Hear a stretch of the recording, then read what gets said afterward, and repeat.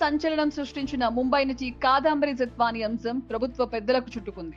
ముంబై నటిని వైసీపీ టార్చర్ కథనాలపై Telugu Desam politburo సభ్యుడు వర్ల రామయ్య ఘాటుగా స్పందించారు. ముంబై నటిని వైసీపీ ప్రైవేట్ గెస్ట్ హౌస్ లో విచారణను పోలీసులే చేశారా లేక సజ్జల చేశారా అనే అనుమానాలు వ్యక్తమవుతున్నట్లు తెలుస్తోంది. దీని వెనుక ఇంకా ఎందరో వైసీపీ నేతలు ఉన్నారని విచారణలో తేలాలని వర్ల రామయ్య అన్నారు.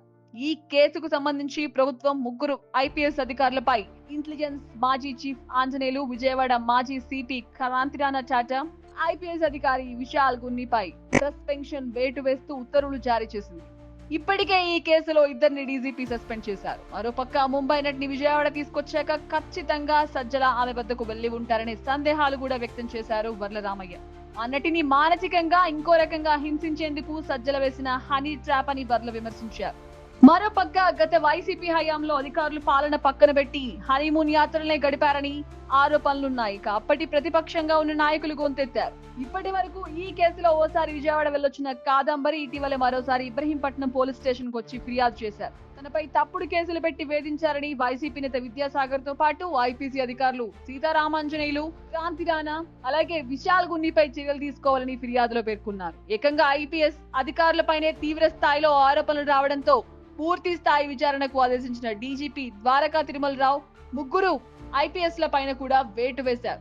ఈ ముగ్గురు ఐపీఎస్ లు నిబంధనలకు విరుద్ధంగా వ్యవహరించడంతో పాటు అధికార దుర్వినియోగం, వారిపై దుష్ప్రవర్తనపై డీజీపీ ప్రభుత్వానికి నివేదిక అందజేశారు. అంతేకాదు ఈ కేసులో సాక్షులు, తోటి అధికారుల్ని, పోలీసుల్ని ప్రభావితం చేయగల సామర్థ్యం ఉన్న వీరు ఆధారాలను ధ్వంసం చేసేందుకు ప్రయత్నించారని, అందులో భాగంగా ముంబైకి కూడా వెళ్లారని నివేదికలో తెలిపారు.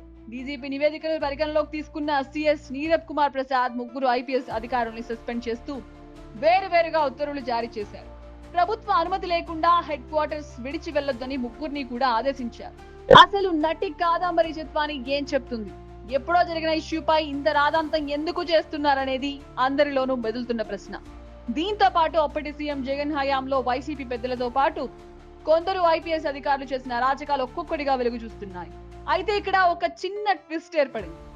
తాజాగా వైసీపీ నేత కుక్కల విద్యాసాగర్ తో పోలీసులే తప్పుడు ఫిర్యాదు ఇప్పించారని నటి పోలీసులకు తెలపడంతో అప్పటికప్పుడు కేసు నమోదు చేసి తనతో పాటు తన తల్లిదండ్రులను కూడా ముంబైలో అరెస్టు చేసినట్లు సోషల్ మీడియా వేదికగా ఆమె కన్నీరు మున్నీరవుతూ తన గోడును వెళ్లగక్కుకుంది. దీని వెనక కుట్ర కోణం ఉందనే అనుమానాలు కూడా వ్యక్తమవుతున్నాయి.